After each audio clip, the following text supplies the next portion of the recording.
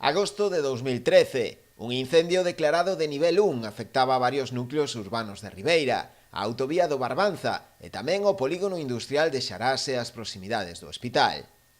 En total unhas 180 hectáreas afectadas, na súa maioría de monte arborado. A súa orixe, como na maioría destes casos, intencionada. Meses despois, as investigacións realizadas pola Policía Autonómica deron como resultado a detención dun veciño da localidade, exvoluntario de Protección Civil.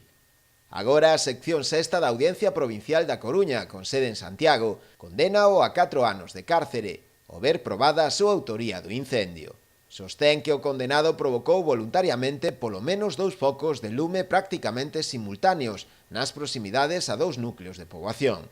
O tribunal tamén lle impuxo o pago dunha indemnización á Xunta duns 85.000 euros polos gastos de extinción e de preto de 80.000 á Consellería de Medio Rural e tamén a 3 propietarios de terreos afectados polos danos causados no incendio.